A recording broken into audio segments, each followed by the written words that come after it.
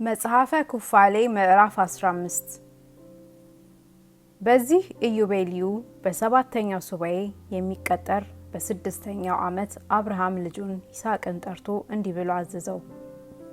እኔ አረጀሁ፣ ዘመኔ ጠግቤያለሁና የምሞትበትን ቀን አላውቅም። እነሆ እኔ የ175 ዓመት ዘመን ልጅ ነኝ። በሕይወት በነበርሁበት ዘመን ሁሉ እግዚአብሔርን ሳስበው ኖርሁ። በፍጹም ልቦናዬ የአምላኬን ፈቃድ እፈጽም ዘንድ በቀና ሕጉም ጸንቼ እኖር ዘንድ ስፈልግ ኖር።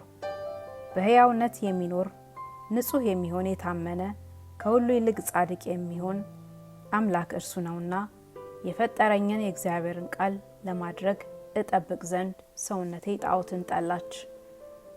እውነተኛ አምላክ ነው፣ ሕጉን በሚያፈርሱ ሰዎች ሁሉ መሐላውንም በሚያፈርሱ ሰዎች ይፈርድባቸዋልና በእርሱ ዘንድ ሐሰት ነገር ለሰው ፊት ማድላትና መማለጃ መቀበል የለም። ልጄ ሆይ አንተም ትእዛዙን፣ ሥርዓቱን፣ ሕጉን ጠብቅ። ርኩሳን የሚሆኑ ጣዖታትን ተከትለህ አትሂድ። የተቀረጹ ጣዖታቱንም ተቀርጸው የተሰሩትንም አታምልክ። ብታርድም ወዶ ሊቀበልህ ከእግዚአብሔር ጋር አንድ የሚያደርግ መስዋዕትን ሰዋ። ደማቸውንም በመሰዊያው ላይ አፍስስ። የሚጤሰውንም ስብ ከስንዴው ጋር ወደ መሰዊያ አቅርብ። በዘይት የታሸገውንም መስዋዕት ፍልቅ አድርገው ከሚጠጡት ወይን ጋር ሁሉንም በአንድነት ወደ መሰዊያው አውጣው። ደህንነት እንደሚደረግባት መስዋዕት ስብ እግዚአብሔር በፊቱ በጎ መዓዛ አድርጎ ሊቀበለው የሚጠሰውን ስብ በሆዱ ውስጥ እንዳለ ስብ በመሰዊያ ላይ ባለ በእሳቱ ላይ አኑር።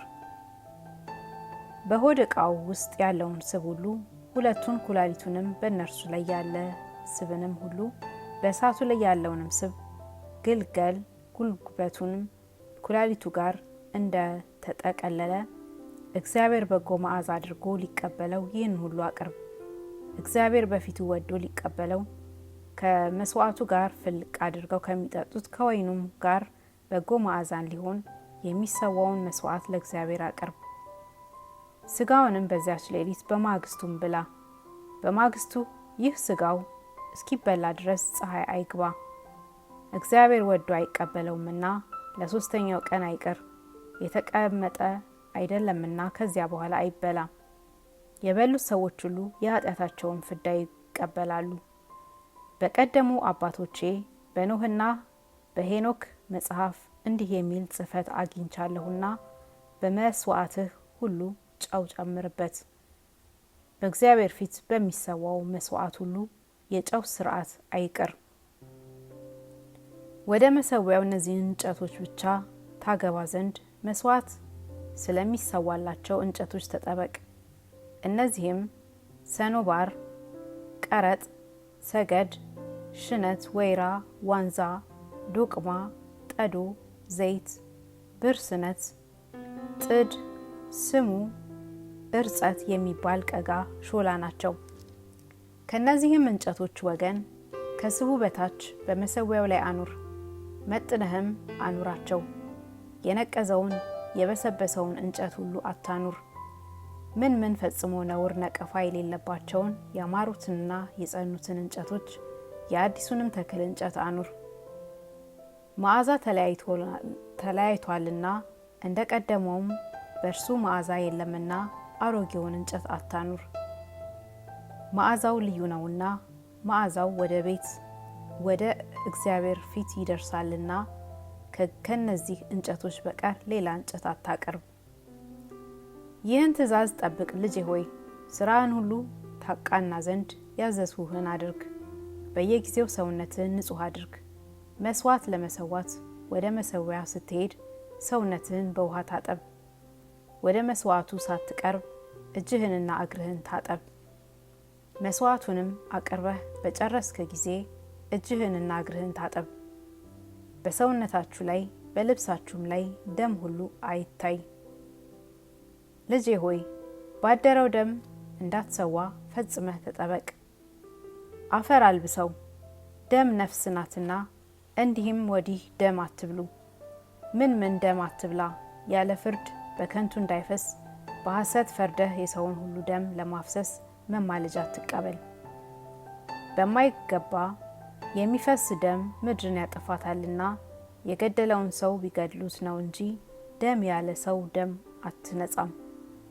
በሰው ደም መማለጃንና እጅ መንሻን አትቀበል። በፈሰሰ በሰው ደም ዕዳ በልዑል እግዚአብሔር ፊት ደም በደም ይመለሳል። መልአክ ኡቃቤውም ለበጎ ነገር ይጠብቀዋል። ከክፉ ነገር ሁሉ ትጠበቅ ዘንድ ከሞት ሁሉ ያድንህ ዘንድ መማለጃና እጅ መንሻ አትቀበል። ልጄ ሆይ የሰው ሁሉ ስራ ኃጢአት፣ ክፋት፣ ስራቸው ሁሉ የሚያጸይፍ የተናቀ የተጠላ እንደሆነ ከእነርሱ ጋር እውነት ነገር እንደሌለ እኔ የሰውን ሁሉ ስራ አያለሁ።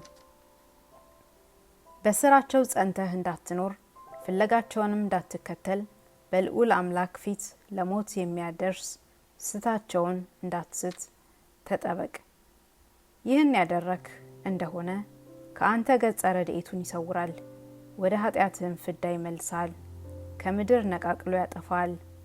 እጅህንም ከሰማይ በታች ካለ ከዚህ ዓለም ነቃቅሎ ያጠፋል። ስምህንና ልጅህን ከዓለሙ ሁሉ ያጠፋል።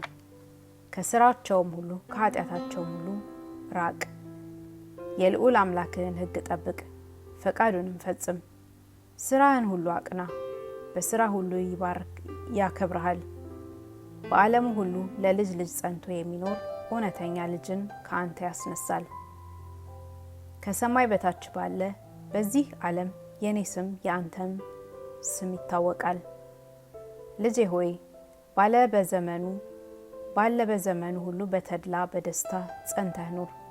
ልዑል አምላክ የሚሆን የኔም የአንተም አምላክ ፈቃዱን ለመፈጸም ያጽና። ልጅህን ሁሉ የልጅ ልጅህንም ይህ ዓለም ጸንቶ በሚኖርበት ዘመን በዓለም ሁሉ ለበረከት ትሆን ዘንድ በፍጹም በረከት ያክብርህ አለው። ከእርሱም ዘንድ ደስ እያለው ወጣ።